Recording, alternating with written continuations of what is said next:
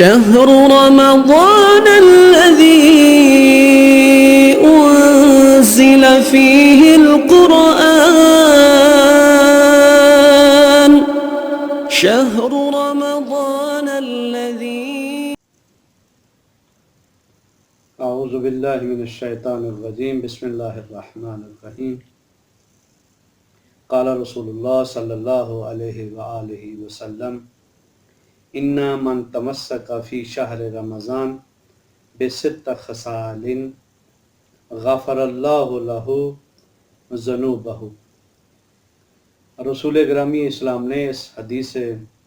والا مقام میں ارشاد فرمایا، شرائط روزہ بیان کرتے ہوئے فرمایا کہ اگر ایک انسان 6 صفات کی روزے میں مراعات کرتا ہے تو اللہ تعالیٰ اس کے گناہ بخش دیتا ہے۔ سب سے پہلی چیز فرمایا ان یحفظ دینہ، یعنی روزے کی حالت میں وہ اپنے دین اور اعتقادات کی حفاظت کرتا ہے تو اس کے سارے گناہ بخش دیے جائیں گے۔ دوسری چیز فرمایا وَيَصُونَ نَفْسَهُ، اپنی ذات کے اوپر کنٹرول کرتا ہے، اپنے غصے کے اوپر، اپنی شہوت کے اوپر، اپنے غیر شرعی جذبات کے اوپر،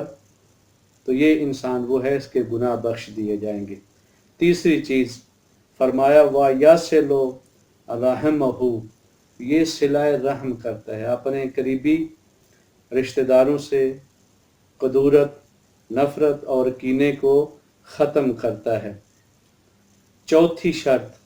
فرمایا لا یعزی جارہ، یہ اپنے ہمسائے کو اذار و اذیت نہیں پہنچاتا۔ پھر اس کے بعد فرمایا وَیَرَى إِخْوَانَهُ،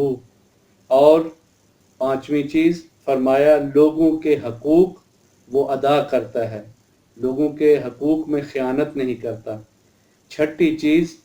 فرمایا وَيَحْزُنُ لِسَانَهُ، یہ اپنی زبان کے اوپر کنٹرول کرتا ہے۔ تو یہ انسان اگر وہ 6 شرائط کو پورا کرتا ہے، اپنے دین کی حفاظت کرتا ہے، اپنے نفس کے اوپر کنٹرول کرتا ہے، اپنے رشتہ داروں کے ساتھ صلہ رحمی کرتا ہے، ہمسایوں کو اذیت نہیں دیتا، لوگوں کے حقوق احسن طریقے سے ادا کرتا ہے اور اپنی زبان کے اوپر کنٹرول کرتا ہے، تو فرمایا کہ یہ وہ شخص ہے کہ جس کے سارے گناہ ماہ رمضان میں بخش دیے جائیں گے۔ ایک اور روایت ہے خطبہ شعبانیہ میں بھی ہے، جب رسول گرامی اسلام نے ماہ رمضان کا تعارف اس میں فرمایا تو اس میں امام علی علیہ السلام نے فرمایا آقا مولا ذرا بتائیے